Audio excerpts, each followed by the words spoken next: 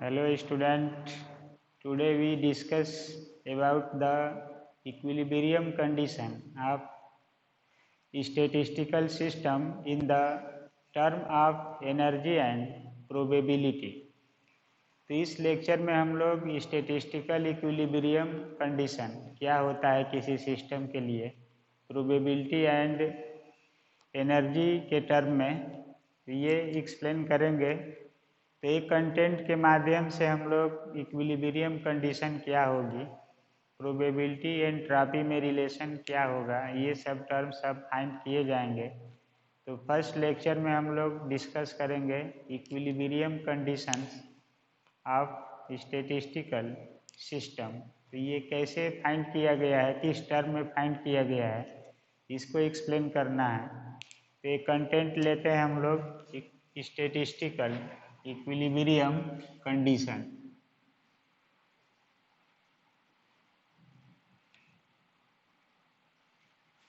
Statistical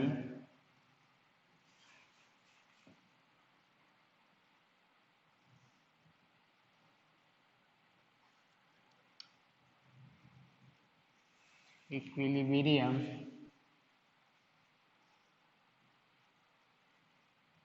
condition.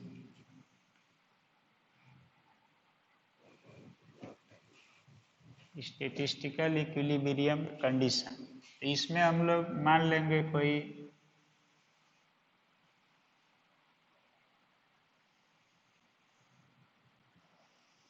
To box लेंगे ऐसे, या मोर देन टू बॉक्स ले सकते हैं।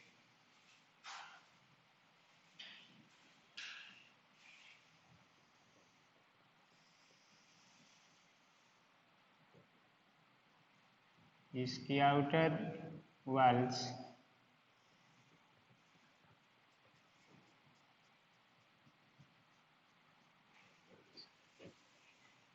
और ये सिस्टम मान लेंगे ए और एक सिस्टम को मान लेंगे बी। इसकी एनर्जी लेंगे ई ए और इसकी एनर्जी बी। ये ट्रांसफर हो सकती है इसमें ए टू बी। तो ये जो वाल होगा ये रिजिड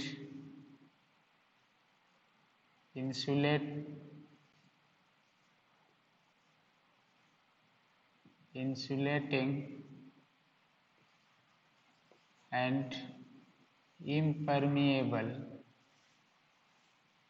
अपारगम्य है। ये जो वाल है इसकी, ये है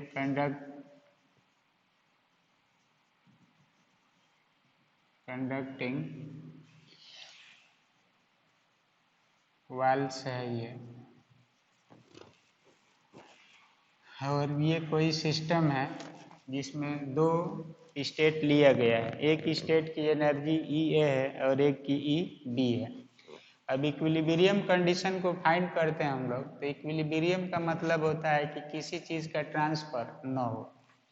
तो जब तक ये स्टेट इक्विलिब्रियम कंडीशन में नहीं पहुंचेंगे तब तक कुछ न कुछ एनर्जी का ट्रांसफर ए से बी में या बी से ए में कैरी ऑन रहेगा, और ये तब तक होता रहेगा जब तक ये दोनों इक्विलिब्रियम कंडीशन को प्राप्त न कर ले।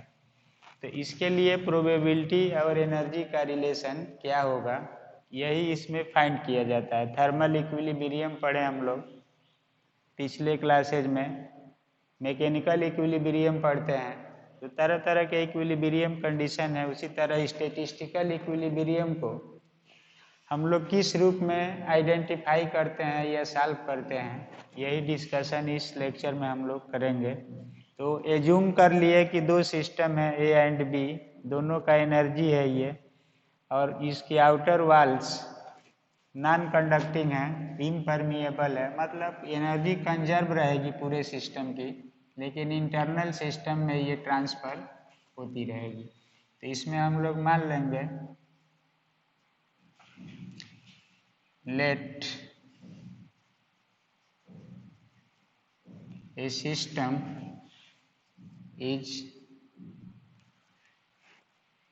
A system is contain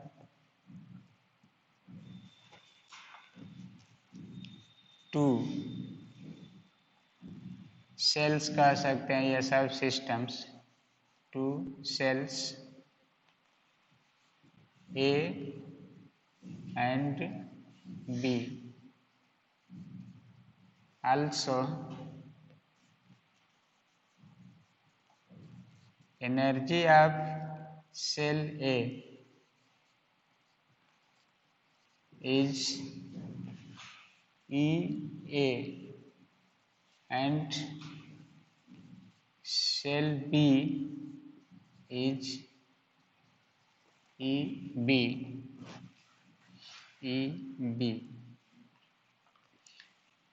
अब यहाँ से देखिए, when EA greater than EB,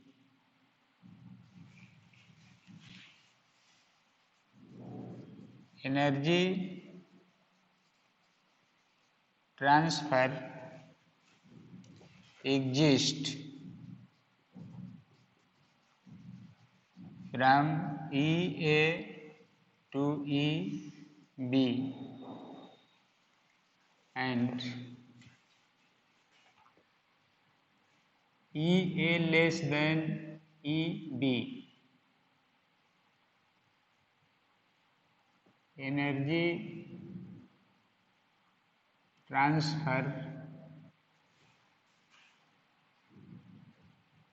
exists from EB to EA. This process is carry on. This process is carry on until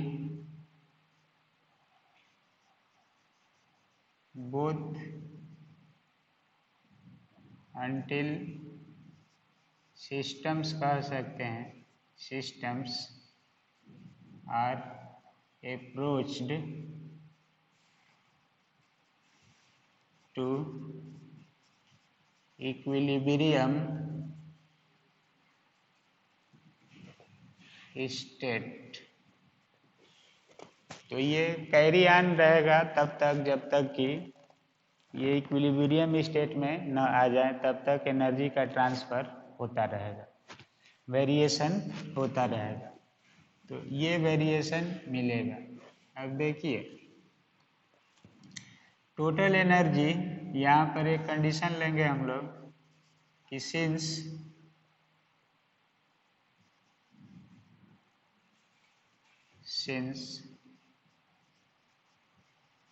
external walls are rigid,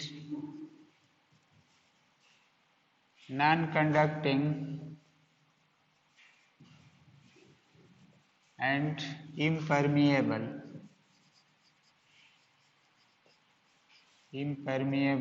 so total energy of system is conserved या constant.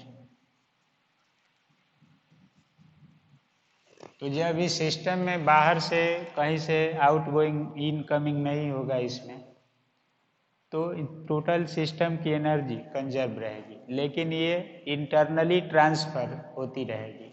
तो internal transformer तब तक चलता रहेगा जब तक systems approach to equilibrium state, जब तक दोनों सैचुरेट स्टेट में न आ जाए तब तक ये प्रोसेस चलता रहेगा। अब देखिए, टोटल एनर्जी को मान लीजिए E है ये, और ये EA प्लस EB, और ये बनी रहेगी कांस्टेंट हो जाएगी। तो इसको डिफरेंशिएट कर दिया जाएगा, D E A plus D E B equal to 0, या डी ई ए और ये हो जाएगा equal to minus D E B, या D E A upon D E B equal to -1। तो इसको ऐसे लिखा जाएगा, डेल्टा के रूप में लिखा जाता है इसे, डेल ई ए पार्शियल है, ई बी इक्वल टू -1। इसको ले लेते हैं इक्वेशन फर्स्ट। अब देखिए,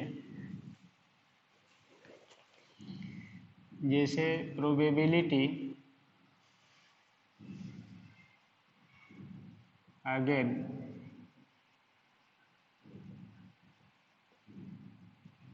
probability is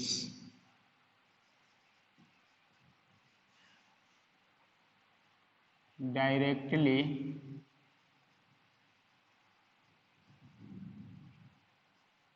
proportional to the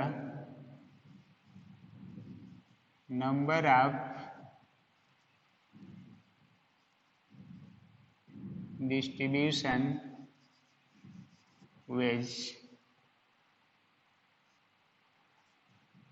तो देखिए, प्रोबेबिलिटी जो होती है, जैसे प्रोपोर्शनल है P, प्रोपोर्शनल था NCR factorial N upon factorial R N minus R, तो ये हम लोग डिस्कस किए थे R। प्रोबेबिलिटी प्रोपोर्शनल होगा, हम लोग नंबर ऑफ डिस्ट्रीब्यूशन वेज को W से दिखाए हैं, और इसको फंक्शन ले लेंगे एनर्जी का, किसी न किसी क्वांटिटी का फंक्शन होगा। तो यहाँ पर डिस्ट्रीब्यूशन ऑफ एनर्जी है from one system to another, तो इसको फंक्शन मान लेंगे एनर्जी का। तो यहाँ पर W है नंबर ऑफ डिस्ट्रीब्यूशन वेज, यही है। अब P, इसको भी अगर हम लोग E का फंक्शन मान लें, ऐसे ले रहे हैं। अब ये P फंक्शन ले लीजिए E का, और इसको भी फंक्शन ले लीजिए E का। तो यहाँ पर P E इक्वल टू एक कांस्टेंट आएगा कोई, तो इस कांस्टेंट को हम लोग लिख सकते हैं ऐसे, ये प्रोपोर्शनल W E का फंक्शन हो गया। तो एक बार अगर हम लोग ले लें इसको A का फंक्शन, तो ये हो जाएगा E A का फंक्शन, और इसको लिख सकते हैं P E A equal to C, कोई कांस्टेंट ले लेंगे E A, कितना लिख देंगे, वेयर C एक ही साथ लिख देंगे हम लोग, for cell B। Cell B के लिए ये रिलेशन जो होगा इस रूप में आएगा, P E B equal to C dash, और ये हो गया B, इक्वेशन थर्ड। तो इसमें जो C1 C2 है, ये क्या है हम लोग ये एक्सप्लेन करेंगे। अब देखिए, प्रोबेबिलिटी के टर्म में इक्विलिब्रियम कंडीशन क्या होगी, ये टारगेट है हम लोगों का, इसका रिलेशन फाइंड करना। तो ये इक्विलिब्रियम से सभी लोग परिचित हैं। इक्विलिब्रियम में किसी न किसी चीज़ का ट्रांसपोर्टेशन होता है, तो यहाँ एनर्जी को फंक्शन बनाया गया है, और ये इसका कंसेप्ट है कि बाहरी वाल का नेचर क्या होगा, इंटरनल वाल का नेचर क्या होगा। वाल है ये। अब हम लोग इसी सिस्टम को कंसीडर कर लिए, टोटल एनर्जी को हम लोग कांस्टेंट किए, डिफरेंशिएट कर लिए। अब हम लोग प्रोबेबिलिटी के टर्म में मान रहे हैं, जैसे प्रोबेबिलिटी का फार्मूला होता है P equal to NCR upon m का पावर n, इसी को आप लोग पढ़े थे फैक्टोरियल n माइनस आर और 1/2 का पावर n, ऐसे मिला था। तो इसका वैल्यू बढ़ता है और इसी को हम लोग लास्ट में कहे थे नंबर ऑफ डिस्ट्रीब्यूशन वेज। कितने तरह से किसी चीज को डिस्ट्रीब्यूट कराया जा सकता है, दो भाग से है तो एक में आर होगा, एक में n माइनस आर होगा। इसी पर प्रोबेबिलिटी, अगर इसकी वैल्यू बढ़ती है तो प्रोबेबिलिटी बढ़ेगा, डायरेक्टली प्रोपोर्शनल होता है। तो यहाँ पर ये कंसेप्ट लिया जाता है और ये दोनों सिस्टम के लिए अलग अलग टर्म बना लिया गया। अब इसमें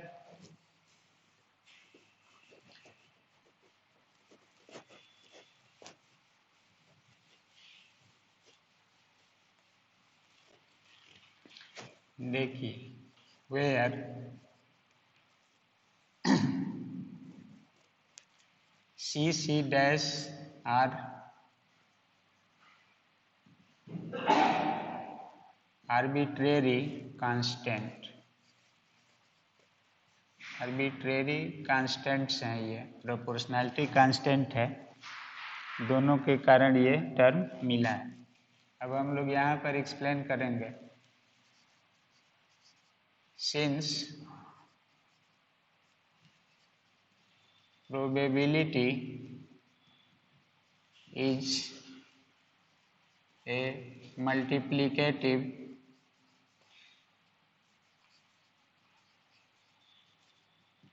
quantity, so total probability of the system is expressed as। अब दो सिस्टम की प्रोबेबिलिटी, जैसे आप किसी चीज़ को टास्क करते हैं तो प्रोबेबिलिटी लेते हैं P1 इंटू P2। तो जैसे किसी का 1/2 आया है और 1/2, तो इसका हो जाता है 1/4। मल्टीप्लिकेटिव आर्डर में प्रोबेबिलिटी को लिया जाता है। तो यहाँ पर प्रोबेबिलिटी जो होगी, टोटल प्रोबेबिलिटी P, और ये होगी स्टेट ए स्टेट बी का फंक्शन होगी, और ये हो जाएगा, जैसे इसका मान है P ई ए इंटू P ई बी का प्रोडक्ट होगी। अब ये वैल्यू आ रहा है हम लोगों का, दोनों की वैल्यू यहाँ पर रखेंगे, statistical equilibrium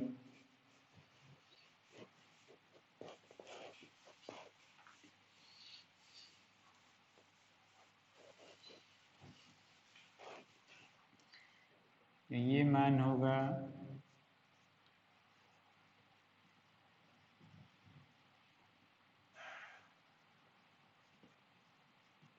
B equal to C और C dash W E A into W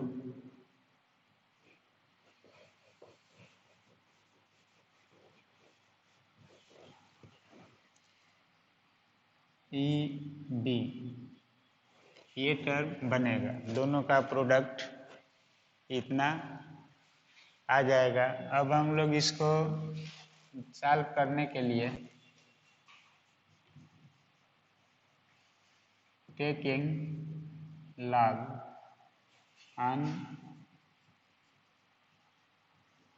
both sides, तो ये होगा log P E A E B equal to log C dash, एक टर्म है इसको मान लिया गया, log m into n log W E A plus log W E B. इतना हम लोग लिख सकते हैं log ले करके इस इक्वेशन के दोनों साइड का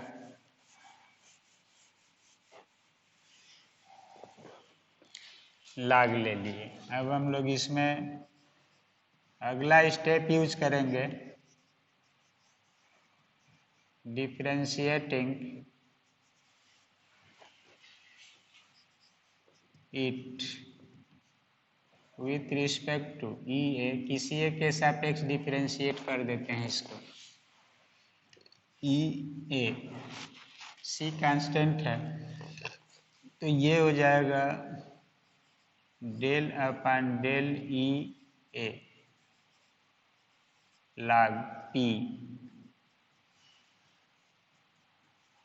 ई बी। अब ये हो जाएगा 0। इसको हम लोग लिख देंगे del upon del E A और ये है log ई ए। ये होगा del upon del E A log E B और ये हो जाएगा डेल।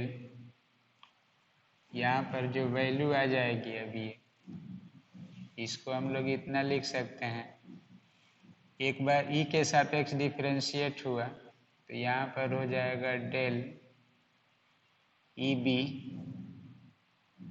या इतना मान लीजिए, इसको लिख सकते हैं लोग। अब देखिए यहाँ से हम लोग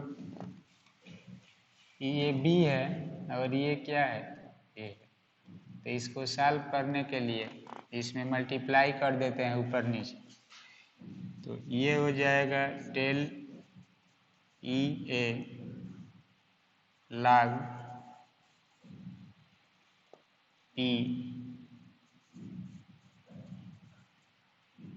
ई A E B equal two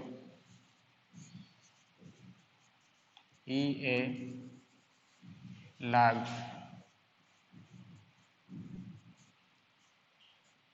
plus del E B और ये हो गया log डब्लू ई बी और इसमें हम लोग ई बी अपन ई ए इसे डिवाइड मल्टीप्लाई कर दिए, इतना लिख सकते हैं इस टर्म को बी के टर्म में, ये ए के टर्म में लाने के लिए। अब यहाँ पर फ्रॉम इक्वेशन फर्स्ट से आया था del E B upon del E A equal to -1। तो इस वैल्यू को हम लोग इस रूप में अरेंज कर दें तो ये होगा del upon del E A log P E A E B equal to E ए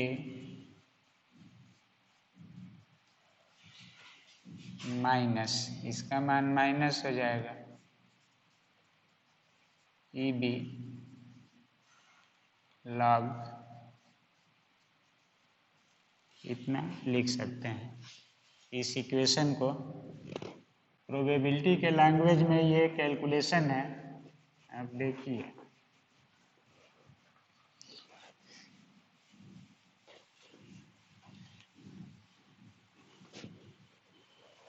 ये होगा। अब यहाँ पर मिलेगा when systems are in approached to its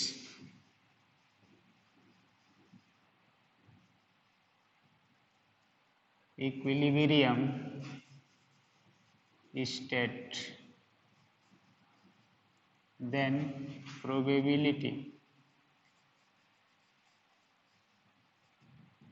is approached to maximum. तो देखिए, जैसे कोई सिस्टम किसी स्टेट में पहुंचता है, जैसे आप ही लोग किसी चीज़ को फाइंड करना चाहते हैं, तो शुरू में तेज़ी से काम करते हैं, धीरे धीरे काम करते करते टारगेट के समीप पहुंच जाते हैं, तो अंत में आप अपने सैचुरेट स्टेट में आ जाते हैं। और अंतिम स्टेज में कोई चीज़ जो होती है वो कांस्टेंसी की ओर बढ़ जाती है, कांस्टेंट होने लगती है, तो कांस्टेंट हो जाएगी। इसका मतलब है कि मैक्सिमम होगी।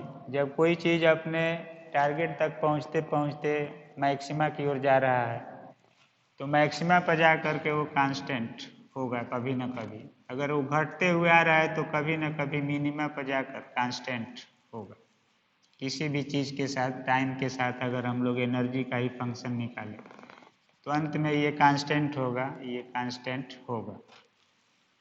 तो मैक्सिमा मिनिमा कंडीशन होती है, प्रोबेबिलिटी जो होती है अगर बढ़ रही है डिस्ट्रीब्यूशन के अनुसार, तो बढ़ करके एक लिमिट के बाद कांस्टेंट होगी। घट रही है तो एक लिमिट के बाद घट कर जीरो हो जाएगी, कांस्टेंट होगी। तो यहाँ पर कोई भी सिस्टम जब कैरी ऑन होता है तो मैक्सिमा को कभी न कभी गेन करता है, और मैक्सिमा पर जा करके हम लोग फंक्शन को कांस्टेंट कर लेते हैं। इसका डिफरेंशिएशन जो होता है अब टाइम के रिस्पेक्ट में क्या ले लेते हैं, जीरो। मिनिमा पर भी कांस्टेंट होगा तो जीरो। तो प्रोबेबिलिटी बढ़ करके अंत में प्रोपोर्शनल है इसके, कांस्टेंट आया है ये, तो कांस्टेंट टर्म को गेन करेगी। और इसका मैक्सिमा मिनिमा कंडीशन जो हम लोग पढ़ते हैं उसका मीनिंग यही है कि मैक्सिमम मिनिमा आप सीधे यूज कर देते हैं। तो जब मैक्सिमम होगी तो उस कंडीशन में हम लोग क्या करेंगे, तो यहाँ पर यही है कि system are in approached to its equilibrium states, then probability is approached to maximum. So from maxima condition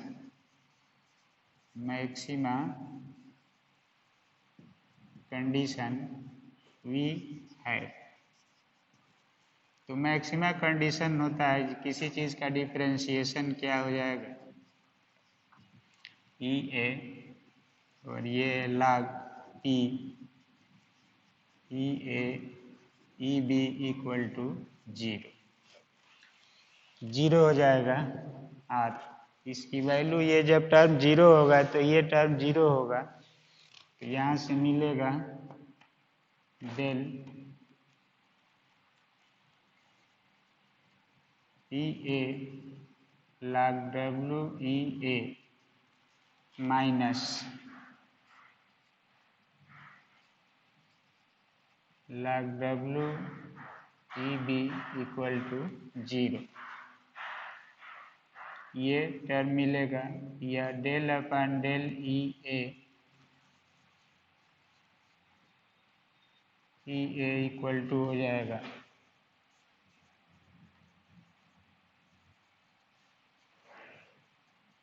E B. तो ये दोनों आपस में सेम हो जाएंगे। Variation of energy state E A और variation of energy state E B, दोनों का वैल्यू क्या आने लगेगा, सेम हो जाएगा।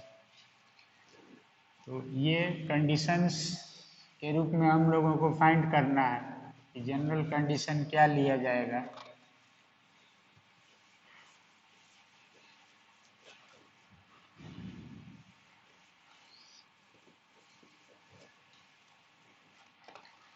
अब देखिए, ये वैल्यू है फॉर टू सेल्स या सिस्टम्स कह सकते हैं।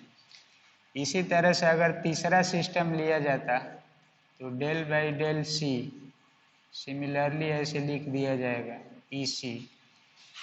ये होगा फॉर थ्री सेल्स।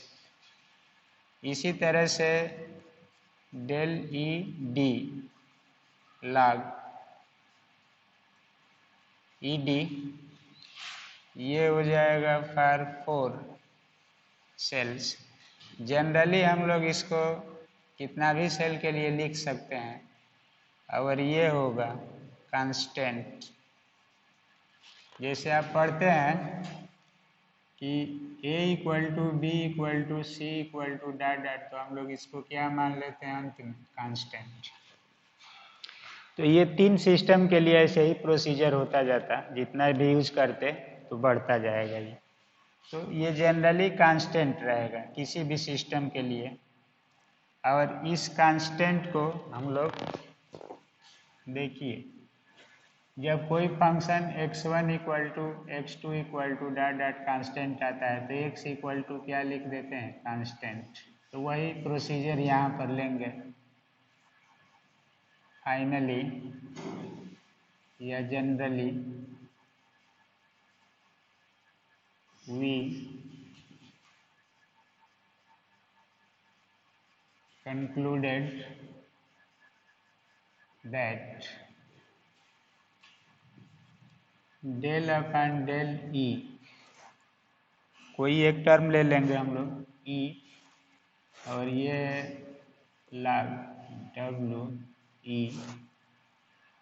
अब सभी स्टेट को अलग अलग कर दे रहे हैं, हटा दे रहे हैं। E equal to constant. अब इस कांस्टेंट को बीटा से दिखाया जाता है, से बीटा कुछ मान लेते हैं कांस्टेंट। तो यहाँ से मिल जाएगा beta equal to del upon del E log W E का फंक्शन है ये एनर्जी। इतना होगा, एक टर्म लिया जाएगा। ये इक्वेशन मान लीजिए हो जाएगा 4। तो बीटा, बीटा एक कांस्टेंट टर्म है, और ये वेरिएशन है, एनर्जी है, और ये डिस्ट्रीब्यूशन वेज है, कितना एनर्जी ट्रांसफर होगी, डिस्ट्रीब्यूट होगी, तो इसे टर्म निकलता है। अब यहाँ पर हम लोग इसको लिख सकते हैं बीटा इक्वल टू, इसको डिफ्रेंशिएट कर दें तो ये हो जाएगा डेल ओमेगा ई अपन डेल ई। log x का डिफ्रेंशिएशन 1/x, तो इस रूप में ये आ जाएगा। इतना भी लिख सकते हैं, या बीटा इक्वल टू सीधे लिखते हैं 1/w डेल w अपन डेल ई, एनर्जी का फंक्शन है ये। तो इतना है, या इसको आप चाहें तो लिख सकते हैं, दोनों फार्मूला का यूज इतना हम लोग कर सकते हैं। ये फंक्शन किसका है, एनर्जी का है।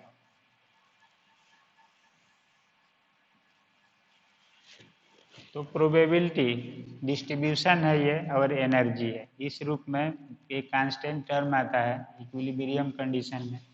तो स्टैटिस्टिकल मैकेनिक्स में इस इक्वेशन को कहा जाता है स्टैटिस्टिकल इक्विलिब्रियम कंडीशन, और ये रिलेट करता है thermodynamic probability and energy of the system, दोनों को रिलेट करता है। तो यहाँ पर हम लोग एक्सप्लेन करेंगे, दिस इज कॉल्ड कंडीशन या conditional equation of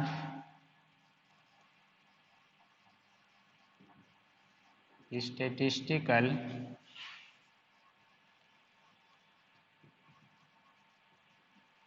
equilibrium of the system. तो ये स्टैटिस्टिकल इक्विलिब्रियम के लिए कंडीशन होगा,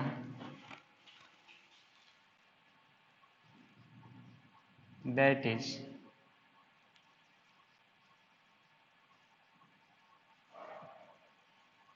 equilibrium is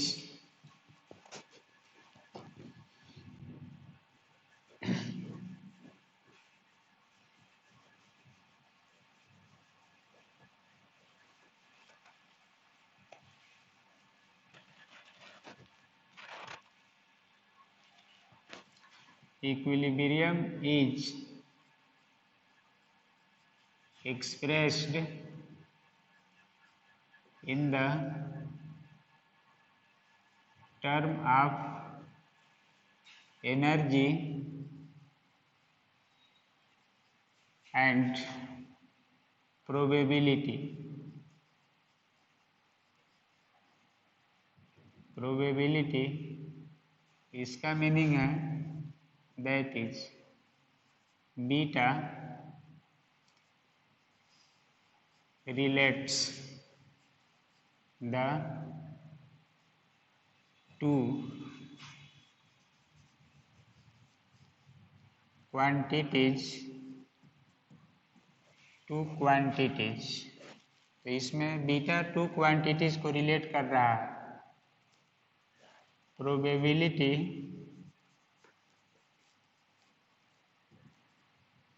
and energy. So beta is also called, इसका नाम है, जैसे जो चीज दो टर्म को ऐड करता है, कनेक्ट करता है, ज्वाइन करता है, तो उसको ब्रिज कहा जाता है. पुल जो दो स्टेट को जोड़ देता है, दो डिस्ट्रिक्ट को जोड़ देता है, नदी के इस पार उस पार के लोगों को जोड़ देता है, तो इसको कहा जाता है beta is also called microscopic bridges. Microscopic bridges तो ये लिंक करता है, दो क्वांटिटी को क्या करता है, रिलेट कर देता है, तो ये टर्म मिलेगा बीटा के टर्म में. तो एक जनरली हम लोग इक्विलिब्रियम कंडीशन को बीटा इक्वल टू यूज करेंगे डेल अपन डेल ई, एनर्जी के टर्म में है, नंबर ऑफ पार्टिकल है, तो ये एक जनरल फार्मूला लिया जाएगा इतना बीटा की वैल्यू. इसी को डिफ्रेंशिएट करके इतना भी लिख सकते हैं, तो ये टर्म बना रहेगा स्टैटिस्टिकल इक्विलिब्रियम. तो इसमें हम लोग एक कंटेंट है जो एग्जाम में पूछा जाता है कि what do you mean by statistical equilibrium and find its condition. कभी कभी दे देता है कि what do you mean by microscopic bridges in the statistical equilibrium. तो इसको क्यों ब्रिज कहा जाता है ये होगा. अब देखिए यहाँ पर ये प्रोबेबिलिटी है, नंबर है, एनसीआर है, तो इसका कोई डायमेंशन नहीं होगा. अब साइंस में हम लोग इसको एंट्री कराते हैं, तो बीटा का जो डायमेंशन होगा रेसिप्रोकल ऑफ एनर्जी, इसको एनर्जी लिया गया है, तो यहाँ पर मिलेगा. देखिए सिंस लाग का केवल न्यूमेरिकल वैल्यू होता है, तो कोई यूनिट नहीं होता है, इतना को हम लोग कहेंगे डायमेंशन लेस. इसलिए dimension of beta equal to होगा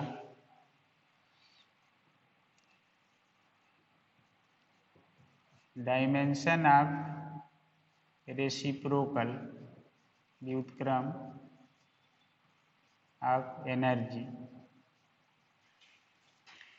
यानी यहाँ से बीटा प्रोपोर्शनल आएगा 1/e, एनर्जी के टर्म में ही है ये, इसी का वेरिएशन होगा, तो 1/e, यानी ये हो जाएगा प्रोपोर्शनल जूल